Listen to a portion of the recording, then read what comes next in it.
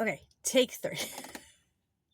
Hi, my name is Stephanie from The Well-Doing Mama. I am the mom of 8 kids, ages 21 down to 5, and we have been homeschooling for 17 plus years. That's all we have. All we've done is homeschool. And today I wanted to chat about co-ops. I have seen a lot of videos, maybe not a lot, several videos lately on how bad co-ops are, how great co-ops are, or those types of things. And so I wanted to chat a little. Now, I'm warning you, I'm in my car, in my van. Um, and so this isn't like the best background. I did move it, so hopefully the lighting is okay. I liked where I had it before better, but the lighting is kind of a dreary day. It's weird. It's a July day. It's probably only like 70 degrees outside. We got a big thunderstorm last night and it's raining. But I want to redeem the time that I have. I've been wanting to make this video for a while. And again, I have 8 kids, 7 are home right now. So one is at college stuff, one will be going back to college in a month. And so our house is busy. It's been very busy this summer and good busy. Great things. But I had time today. So I had some Chick-fil-A shake. I'm drinking a pop. And I thought I have the time now while I wait for this kid. So I'm going to tell you a little about my story about co-op. I will first say I love the co-op that we are a part of. Absolutely love it. And it has been a huge blessing for our family. And so I've seen some videos have said how bad co-ops are. I've seen some that say co-ops are great.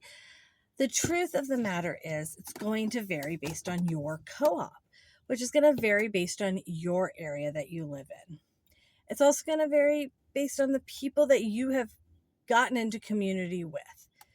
So there's a lot of variables. Please do not take any one person's view on co-ops are good or co-ops are bad or co-ops are this. Even the word co-op has a lot of different meanings within the homeschool community. So I personally call our co-op a true co-op. Co-op comes from the word cooperative. We are all working together. Our moms are all there. We have a few exceptions, but in general, our moms are all there. Our moms all have to be willing to teach or help wherever we need. They all have to be willing to teach. They may not all be teaching, but they all have to be willing to. We cannot have moms that aren't teaching because then it puts other moms having to teach a lot of classes, and that doesn't distribute the workload. So everybody has to be willing to teach. If you're not, then our co-op's not a fit for you, and that's okay. So, let's see. Let's start with when we started homeschooling. Story time. So when we started homeschooling, our oldest was 5. I'd been doing MOPS in our town. And we went to a church where at the time, we went to a very small church.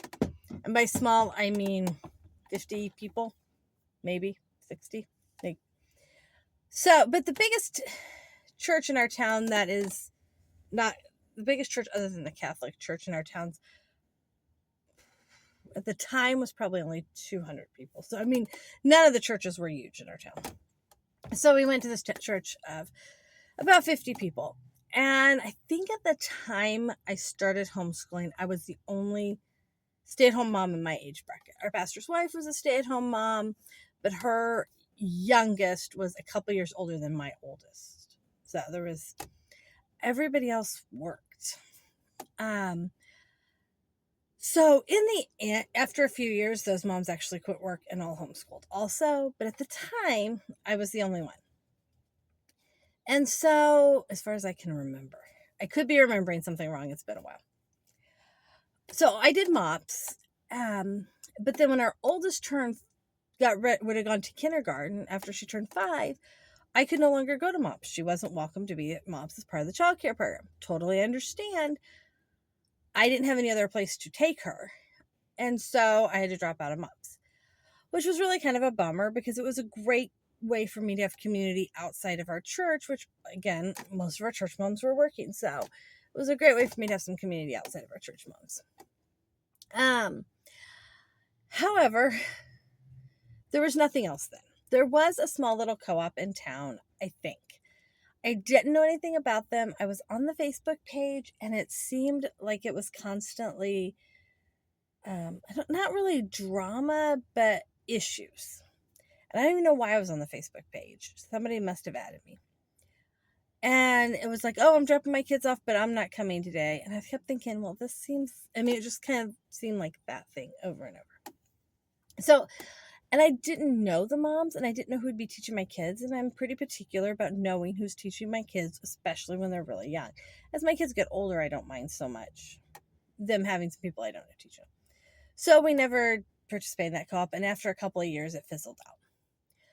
We did a lot at the Y at the time. At the time, the Y with your membership, so you paid for a membership, and then all the kids' classes were basically free or super inexpensive. So swim, gymnastics, tennis lessons, they had some other little classes and things. And they were almost all free with your membership. So we did a lot of Y stuff. We did church 3 times a week, twice on Sundays. Well, 3 classes because Sunday school, Sunday morning, Sunday night, and then Wednesday night. But at the same time, I knew we wanted a homeschool community. I wanted my kids to have and be around their friends. Now, within the same time frame, within the couple of years, other moms from church were quitting work and staying home with their kids. And so I was realizing there was a need for us to do something. So what we ended up doing is first I started just planning park days. And I would post these on our Facebook page that we had. Actually, for a long time, I would email. I just put together like emails of people we knew. And I'd plan park days during the summer. And or even spring, fall, whatever. We would just meet at the park. We planned a couple of by we, I mean me. Did a couple of zoo trips. We have a really great zoo in our area. I'm trying to think if we did anything else. So I don't know. I just started kind of doing those types of things. When my 4th was born, which my oldest would have been, there's a 7-year difference between them. So we have a few years in there. I remember being pregnant with him. I started doing what I called homeschool activities at our church, homeschool group. And our pastor was a huge supporter of homeschooling. He'd homeschooled his kids through, him and his wife, I guess I should say. His wife probably did most of it. They homeschooled their kids. So they were big homeschool supporters. So we started doing homeschool activities. And basically what this was is I'd pick a theme and we would do stuff on the theme. And it started with me kind of doing them all myself. So I did a science day where I would do we did fun science experiments. And then the kids did things on their own, and people would bring lunch, and we'd have lunch, and then everybody would go home. So it's like 2 hours. I did probably 5 or 6 of them, along with like a Christmas party and a Valentine's party throughout the year. So we did those. I also did some parties at my house with just like a small group of friends during this time frame. And so I would just invite like 3 or 4 friends over with their kids, of course. And we'd set up 3 or 4 stations, and the kids would rotate between the stations. So if we did a Valentine party, we would have an art and craft. We'd have a snack station, probably a couple art and craft stations. And the kids would just rotate.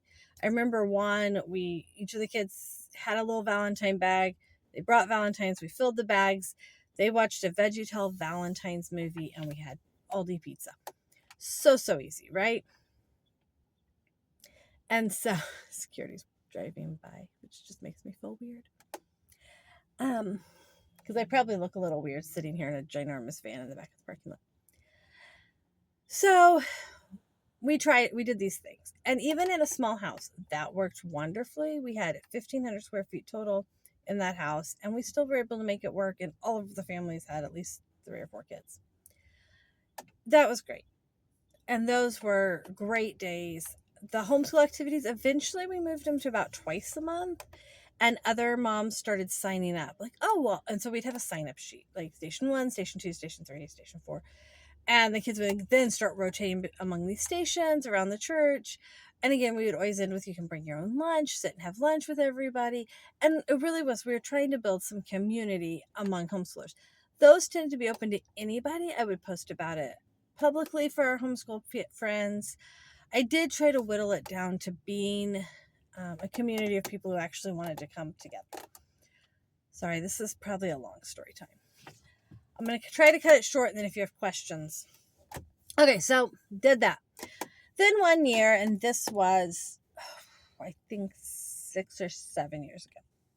Well, I know when it was. It was 2019 because our first year was 2019, 2020. Okay, so yes, that was right. So I was at a homeschool conference in the spring of 2019, and I was there with a friend, and I said, "Hey, I'm going to do this. Yeah, I'm going to do this science book." It was the Apology of Botany book. And she said, "I was thinking about doing that." I said, "Hey, want to do it together?" And she's like, "Yes, want to invite this mom, and we could just all do it together." She's like, "That's great." So we decided we were all going to get together once a week at a set time. I think we had like 2 hours, hour and a half, 2 hours. And we rotated among our 4 houses. We all live fairly close together. And we would just rotate houses, and the moms would kind of just jump in and teach it and plan activities as we felt. Probably one mom and I tended to do a lot more of the planning, but that was okay. It all worked really well.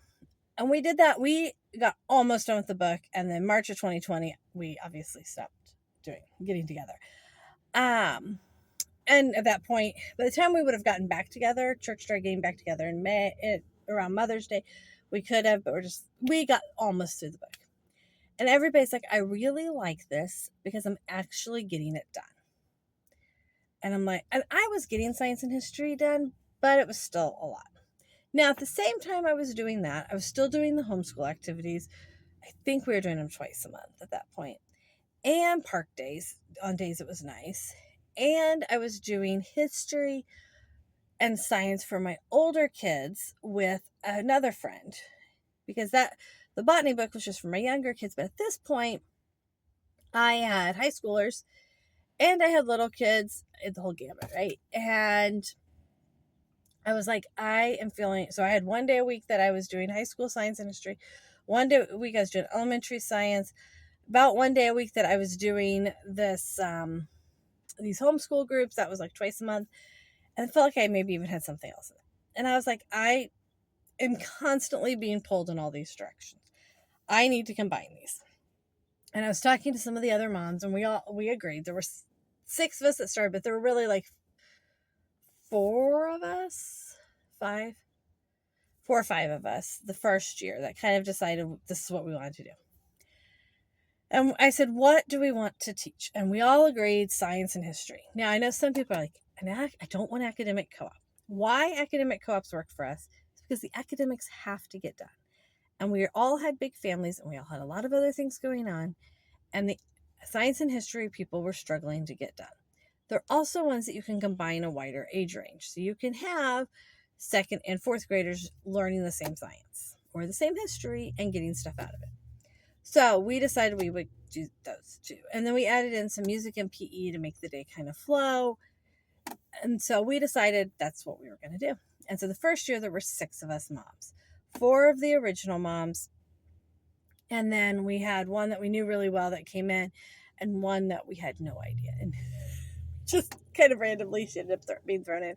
She's actually turned out to be a super awesome mom with doing these things with us. So that was our first year. And it was just kind of like, hey, here's what we're doing.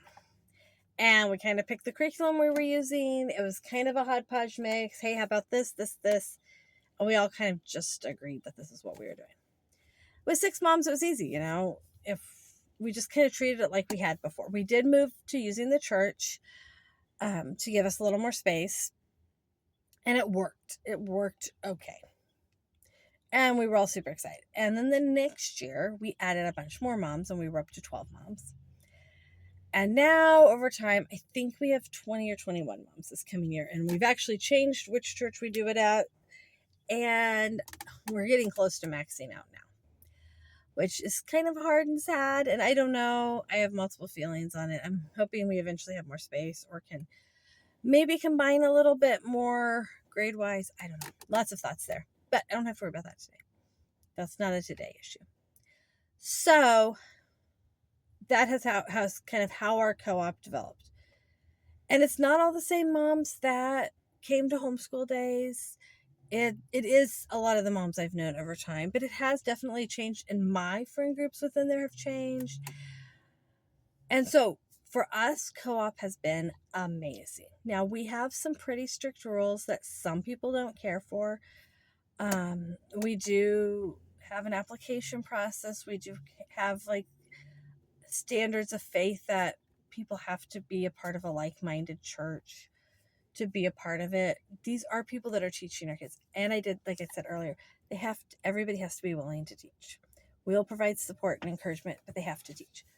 So for us, and these are all people I have come to know and love. I love our homeschool mamas.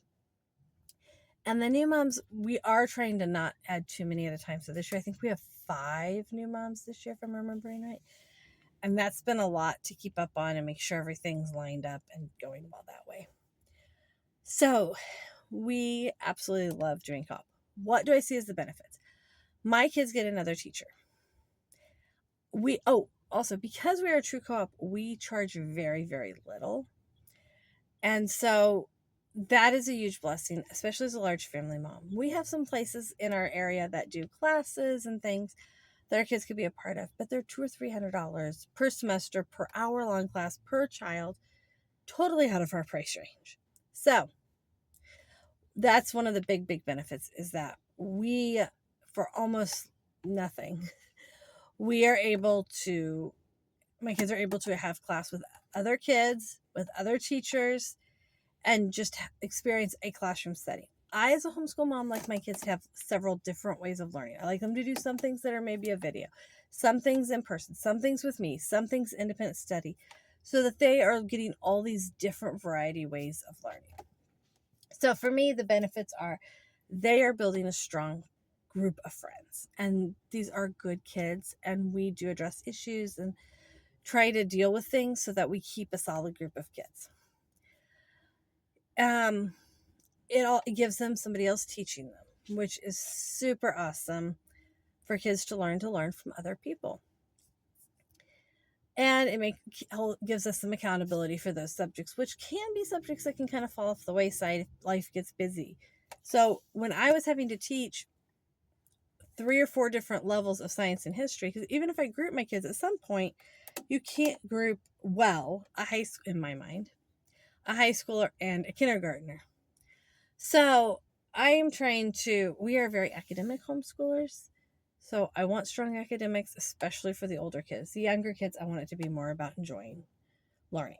So as I had to teach all these different levels, I was struggling to keep up on teaching all of it, just time-wise. So this made it so I don't have to prep as many lessons. So this next year, I am teaching 3 classes at co-op. I'm teaching 2 high school science classes at the same time, which we set up with another mom helping. And then I'm teaching a class, I think 2nd graders in the afternoon, history class. Yeah, 2nd and 3rd grade in the afternoon history class. So excited about that because that's fun. That's easy and fun for me to have something different like that. So to me, there's a lot of great benefits. These have created some really, really great friendships for my kids that they wouldn't have had otherwise. And so that has been a great blessing. And I really, really appreciate that community. And I do believe community is so, so important. It also gives them a chance to learn to be accountable to other people, to rise to the standards somebody else is asking from you. So mom's not always the bad guy for saying this isn't good enough, try a little harder. Hey, you need to try a little harder. They have somebody else kind of pushing and prodding them, like especially junior high and high school. Let's try a little harder. Can you do a little more? Can you try a little harder? Can you expand on that idea? Can we discuss that some more? So that's really helpful. For some moms, now I was a high school science teacher. That's what my degree is in. I have no problem teaching high school science. But we also have a lot of moms at co-op who that is not their forte. Like they are amazing moms, but they don't know how to teach high school science. And so for them, it's a huge blessing that their kids get a great high school science experiment. Not to pat myself on the back, but I'm good at it. I like it. It's fun. And my kids get to be loved on and taught by people who really can spend time loving their history lesson. And so that's what I like about co-op. The cons of co-op. Yes, your kids are going to experience some peer situations. We fortunately have had very few to deal with, and we will deal with them. Now, an advantage I have for co-op is that I am part of the board. I am part of who created co-op. I am part of who is currently running co-op. It's not just me. We have other moms, so I don't make all the decisions or anything. So I have that advantage that we keep it to the standards I want. So, but that is, they are going to have a few peer-to-peer things that every once in a while need to be addressed, and that's okay. One of the other, let's see, are there any other disadvantages? Oh, I don't always get to pick the curriculum. So sometimes I'm like, man, I'd really like to try this new curriculum, or I'd like to try this or that. Science and history is always those areas that I could try something fun in elementary school. That's a little different now because we kind of do need to stick in a pattern and a routine. Also, they may not be taught to the exact same level I would want all the time. I really haven't had that issue, but that could be an issue, and we're trying to make sure there's some consistency with that with our teachers and provide lots of support and encouragement. So we haven't had a lot of issue with that, but I could see that could arise for somebody. So overall, we really have loved our co-op, but we went in purposefully to create it. Sometimes you get what you put the effort into create. And there have been uncomfortable conversations, and there have been hard things, and we've had to work through it. And that's been really hard. And that's grown me a lot because I do not like confrontations. I would prefer just to let things go and pretend everything's okay, but that brings down the whole thing. And so we've had to work hard, and we have, and God has stretched us, and that's been good. So my encouragement is to look into what's available in your area. See what co-ops are available. Chat with people. But also don't take offense if somebody says their co-op is full. There's a lot of effort and work that goes into creating a co-op, and there are limits to what those moms can do. Remember, most of these people are just doing it out of their own free time, and they don't have any more free time than you do. Like, I don't have abundance of free time that somebody else doesn't have. So be gracious to any of the moms you talk to, because remember, they're just doing their best to. If there's nothing available that fits your family, or there's nothing, they just don't have space right now, which is totally not anybody's fault, it's just life, right? I encourage you to find some mom friends to do something with. This could be, hey, let's get together. Let's get together and do this 4-H book together. Let's get together and work on a science book. Let's get together and just go to the park each week. Let's do some art projects together. I mean, there's a lot of different ideas. And so I would encourage you to find some type of way to reach out to some homeschool moms in your area, whether it's starting some park days, whether it's going to the library even and saying, hey, I need to meet some homeschool moms in my area. Do you know of any? I guarantee you they know who some of the homeschool moms are. And maybe they can give your information, pass along information. If you have a local Facebook group, put it out there. Hey, I'd really like to find some moms to do this. Be specific. Give information. Be like, I'd like to chat about doing this. And then my biggest encouragement is to follow through on it. I see a lot of moms saying, man, I really want to do this. And then there's never a follow through on it. People need to know that you're going to put the time and effort in. And then you can build your community. It takes a while. It took years. I mean, we would go to park days and be the only ones there. I stopped telling my kids it was a park day. I'm like, we're going to go to the park today. And sometimes friends would show up, but a lot of times like probably 2 or 3 years, sometimes nobody would show up. And it was disappointing. And it was frustrating. We live in an area where there's a lot of families. So they would just get together with their families. Oh, Uncle so-and-so, Aunt so-and-so, cousins are over. They had a lot of that. And that is a wonderful blessing for them. We didn't have that, so we had to build it for ourselves. But it took years. And so don't give up too easily. You can find your group of people. Just keep riding along. You could also contact churches and be like, hey, we are new, especially if you're new to town. Hey, we're new homeschoolers to town. Do you have anybody in your congregation you can connect us with to find out about homeschooling? If you live in a big area, you're probably going to have lots of options, but a lot of options aren't going to be made publicly aware. Like, we do not publicly advertise as a co-op, and that's for a multitude of reasons, but we just don't. And so you kind of have to get in with the homeschooling community to meet people to see what's available for you. Or to find friends to start something for yourself. But it is so easy just to say, find a few friends and do something. Hey, let's do a book club. Let's read this book and discuss it on this day. See who shows up. You will start to find the people that are going to show up and put the effort in. And those are the people you're going to want to do these things with. Because if you want strong academics, you want people that are actually going to show up and follow through. Okay, so that is how we started in co-op, like how we did our journey and what we do now. And we absolutely love having our co-op. My 5-year-old the other day was like, "Are we going to co-op today?" It's the middle of summer. She's like, "Yeah." I'm like, "No, we're not." So our kids love it. It is a lot of work though for moms. So, but it's worth it because you get to have some experiences you wouldn't be able to have otherwise. Now, is there anything wrong with homeschooling without a co-op? No, absolutely not. If you prefer to be more of a homebody and be home, and that's how you're homeschooling, or you're doing these other activities. My kids don't play sports. I mean, I shouldn't say that. We play a few little sports. We are not huge sports people. Time and money do not allow for a lot of the sports. We do football. We have a couple kids that have done football, volleyball, very short term things. And that's what we like. So that is how we have done co-op. If you have questions, please ask them, because I was just trying to share my journey and why we love co-op, because I've seen several moms share how they don't love co-op. So I want you to know that co-ops can be a really great experience.